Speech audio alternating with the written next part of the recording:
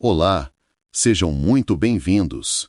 Antes de começarmos, gostaria de fazer um convite especial. Se você ainda não é inscrito no nosso canal, considere se inscrever e ativar o sininho de notificações. Assim, você não perde nenhuma reflexão diária e ajuda este projeto a alcançar mais pessoas que buscam fortalecer sua fé. Agora, convido você a fazer uma pausa na sua rotina.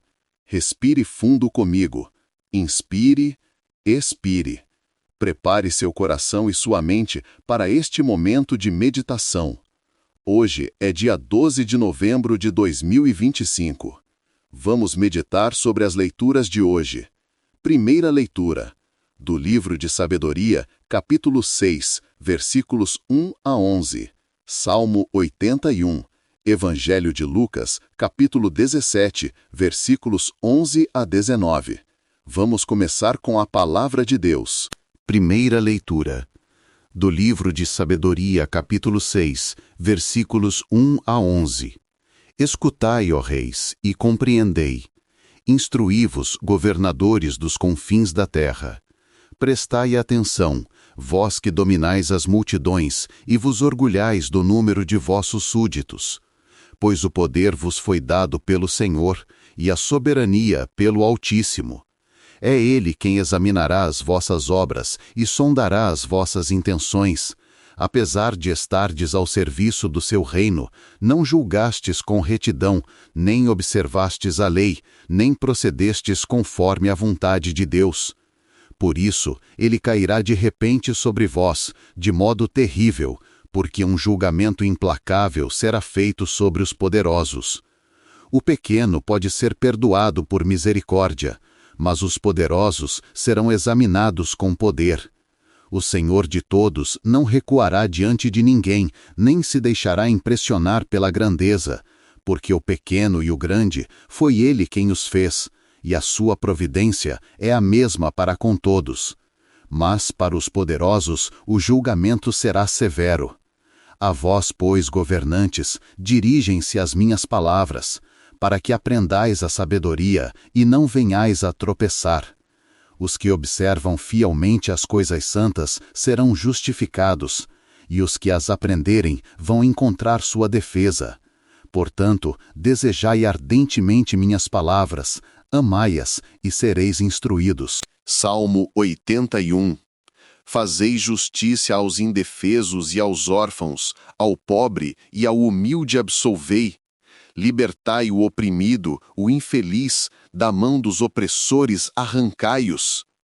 Eu disse, ó juízes, vós sois deuses, sois filhos todos vós do Deus Altíssimo. E contudo, como homens morrereis, caireis como qualquer dos poderosos. Evangelho de Lucas, capítulo 17, versículos 11 a 19. Aconteceu que, caminhando para Jerusalém, Jesus passava entre a Samaria e a Galileia. Quando estava para entrar num povoado, 10 leprosos vieram ao seu encontro. Pararam à distância e gritaram, Jesus, mestre, tem compaixão de nós.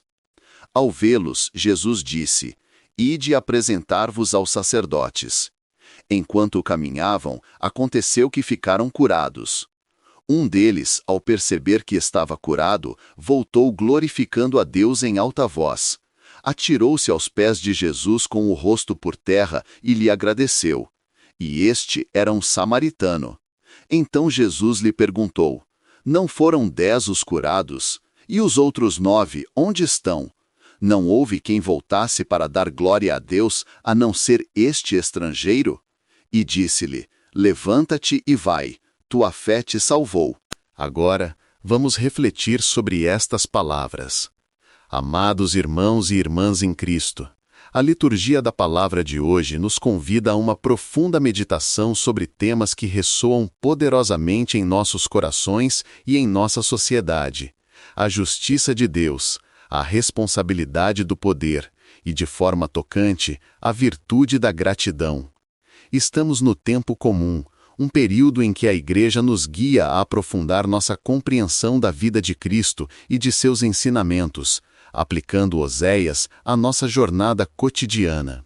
A cor litúrgica vermelha, geralmente associada ao martírio ou ao Espírito Santo, pode nos lembrar hoje do fogo do amor divino que nos impele à justiça e à gratidão, ou talvez da memória de um santo que viveu e morreu por esses ideais, deixando-nos um legado de fé ardente. Que o Espírito Santo ilumine nossos corações para que possamos acolher a mensagem que o Senhor nos dirige neste dia, transformando-nos em instrumentos vivos de sua graça e de sua vontade. As leituras de hoje, aparentemente distintas, tecem uma tapeçaria rica que nos revela a face de um Deus que é justo em seus juízos e generoso em sua misericórdia, e que espera de nós uma resposta digna, seja na forma como exercemos a autoridade, seja na forma como reconhecemos seus dons.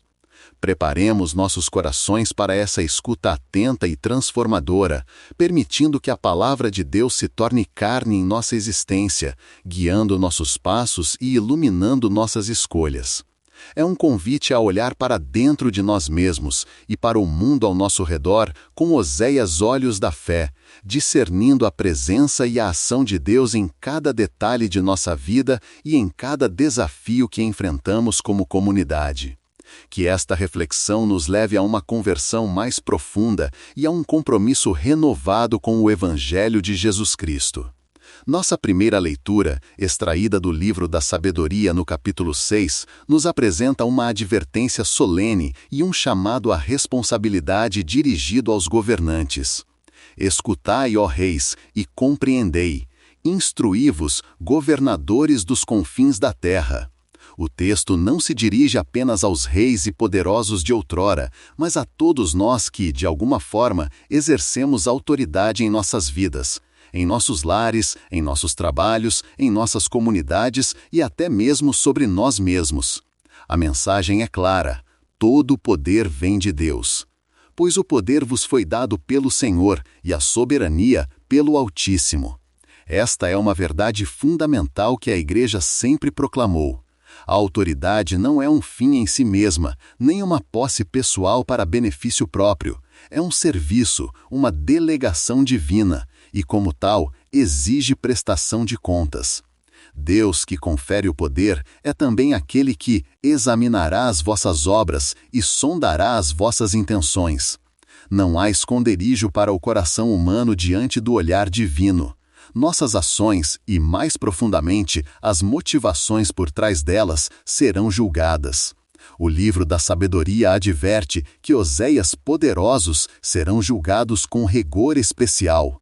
Um julgamento implacável será feito sobre Oséias. Por quê? Porque muito foi dado a eles e muito será exigido. A tentação do poder é a de se esquecer de sua origem divina e de seus propósitos. É a tentação de agir com parcialidade, de buscar o próprio interesse, de oprimir Oséias mais fracos. A história está repleta de exemplos de líderes que, cegos pelo orgulho e pela ambição, desviaram-se do caminho da justiça, causando sofrimento e destruição. Mas a palavra de Deus nos lembra que ele não recuará diante de ninguém, nem se deixará impressionar pela grandeza, pois o pequeno e o grande foi ele quem Oséias fez, e a sua providência é a mesma para com todos. Esta é uma afirmação poderosa da imparcialidade divina e da dignidade intrínseca de cada pessoa, independentemente de sua posição social. Deus não faz acepção de pessoas.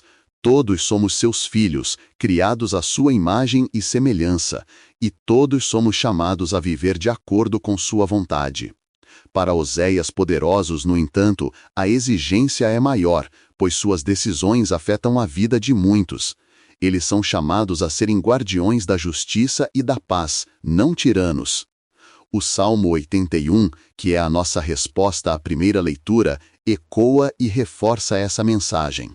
Fazei justiça aos indefesos e aos órfãos, ao pobre e ao humilde absolvei.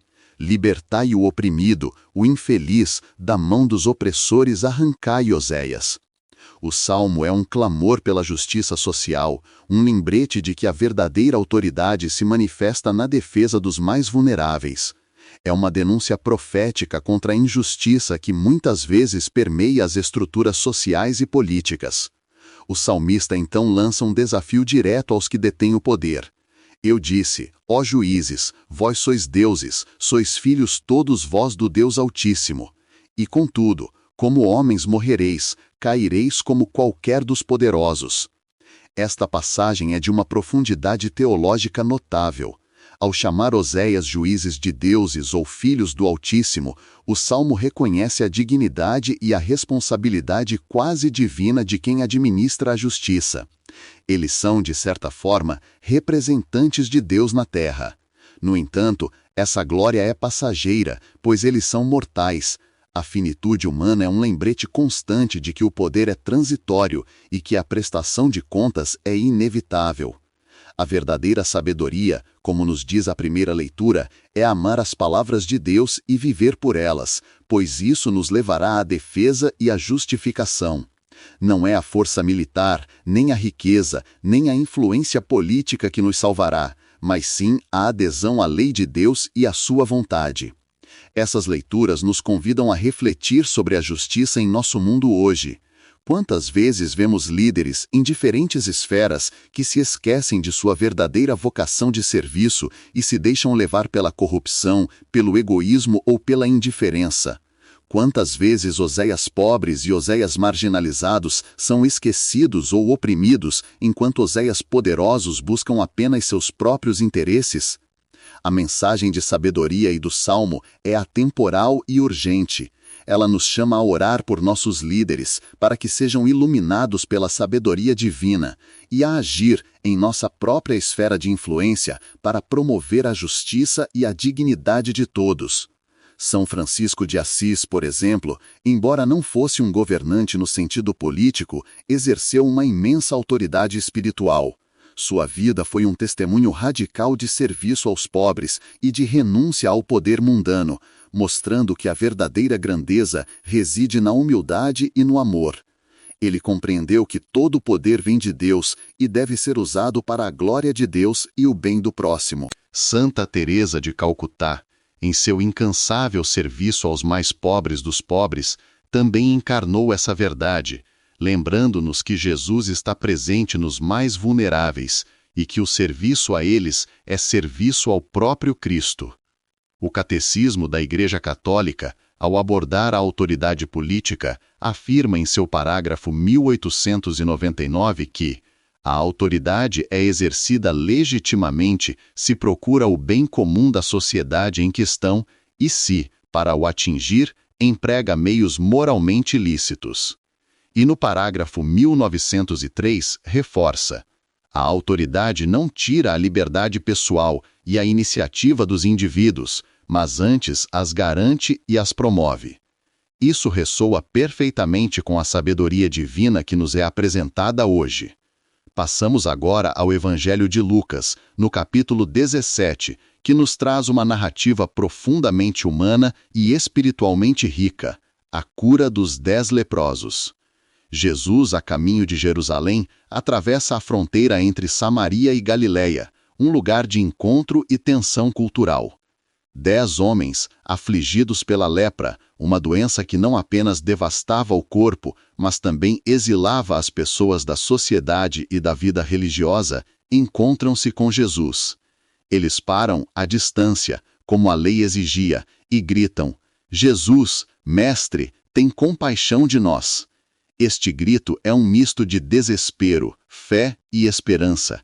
Eles reconhecem em Jesus não apenas um curandeiro, mas um mestre, alguém com autoridade e poder divinos. A resposta de Jesus é imediata e direta: ide apresentar-vos aos sacerdotes. Esta instrução é crucial.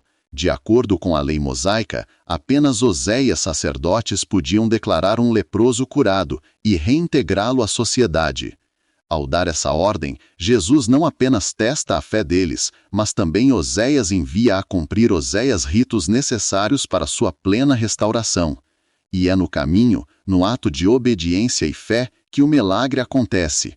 Enquanto caminhavam, aconteceu que ficaram curados.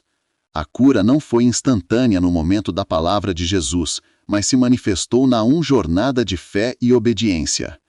O que se segue é o cerne da nossa reflexão de hoje, um momento que nos diferencia e nos desafia. Um deles, ao perceber que estava curado, voltou glorificando a Deus em alta voz, atirou-se aos pés de Jesus com o rosto por terra e lhe agradeceu. E este era um samaritano. Apenas um dos 10, e justamente um samaritano, um estrangeiro, um marginalizado aos olhos dos judeus, retorna para expressar sua gratidão. Os atenienses eram frequentemente desprezados pelos judeus, considerados hereges ou impuros. A atitude deste homem, portanto, é duplamente significativa. Ele não apenas reconhece a cura física, mas também a origem divina dessa cura, glorificando a Deus. E mais ainda, ele reconhece a Jesus como o instrumento dessa graça, prostrando-se a seus pés em um gesto de profunda reverência e gratidão. Sua fé não se limitou a buscar a cura, mas se aprofundou no reconhecimento da fonte dessa cura. A reação de Jesus é de questionamento e, talvez, de certa tristeza. Não foram 10 Oséias curados? E os outros 9, onde estão? Não houve quem voltasse para dar glória a Deus, a não ser este estrangeiro? Esta pergunta ecoa através dos séculos, interpelando a cada um de nós. Quantas vezes recebemos graças e bênçãos de Deus, a saúde, o alimento, a família, o trabalho, a fé, a própria vida, e nos esquecemos de voltar para agradecer? Oséias, outros 9 leprosos, obtiveram a cura física, mas o samaritano obteve algo mais profundo. Jesus lhe diz: levanta-te e vai, tua fé te salvou. A salvação aqui vai além da cura corporal. É uma salvação integral, que envolve a alma, que restaura a dignidade, que reintegra a pessoa não apenas à sociedade, mas a uma relação plena com Deus. A gratidão do samaritano revelou e aprofundou sua fé, levando-o à salvação. Ele não só foi curado da lepra física, mas também da lepra espiritual, da ingratidão e do esquecimento. Sua atitude demonstra que a fé verdadeira não é apenas crer em Deus, mas também responder a Ele com amor e reconhecimento por seus dons. Qual é a conexão entre a justiça exigida dos governantes na primeira leitura e a gratidão do samaritano no Evangelho? Ambas as leituras falam de uma resposta adequada à ação de Deus. Oséias governantes são chamados a reconhecer que seu poder vem de Deus e a usá-lo para a justiça, em serviço ao próximo. O samaritano, por sua vez, reconhece a graça da cura vinda de Jesus e responde com gratidão e glorificação a Deus. Em ambos Oséias casos, a falta de reconhecimento leva a uma falha. Oséias governantes correm o risco de um julgamento severo, e Oséias 9 leprosos perdem a oportunidade de uma salvação mais profunda, contentando-se apenas com a cura física. A justiça e a gratidão são, portanto, faces da mesma moeda. Um coração que reconhece a Deus como fonte de todo bem age com retidão e agradece por tudo o que recebe. Um coração grato é um coração justo, pois reconhece a dignidade de cada dom e a dignidade de cada ser humano como criação divina. No contexto do tempo comum, somos chamados a viver essa fé em nosso dia a dia. Como podemos aplicar essas verdades em nossas vidas? Primeiro, no que diz respeito à justiça e ao poder. Todos nós, em alguma medida, exercemos poder. Oséias pai sobre os filhos, os chefes sobre os empregados, os professores sobre os alunos e até mesmo cada um de nós sobre nossas próprias vidas e escolhas. Somos chamados a exercer esse poder com sabedoria, com responsabilidade e com o objetivo de servir ao bem comum, não ao nosso próprio egoísmo. Devemos nos perguntar: minhas decisões e ações são justas? Elas defendem os mais fracos? Elas promovem a dignidade de todos? À luz da palavra de Deus, sejamos vigilantes para não cairmos na tentação de usar nosso poder, por menor que seja, para oprimir ou para nos beneficiar de forma indevida. Que a sabedoria divina nos guie para que possamos, como diz o livro da sabedoria, aprender a sabedoria e não venhamos a tropeçar. Isso implica uma constante revisão de nossas intenções e de nossos atos, buscando sempre alinhar nossa vontade à vontade de Deus. Em segundo lugar, a gratidão. O Evangelho nos lembra que é fácil receber e esquecer de agradecer. A cultura contemporânea, muitas vezes centrada no consumo e na busca incessante por mais, pode nos tornar insensíveis às bênçãos que já possuímos.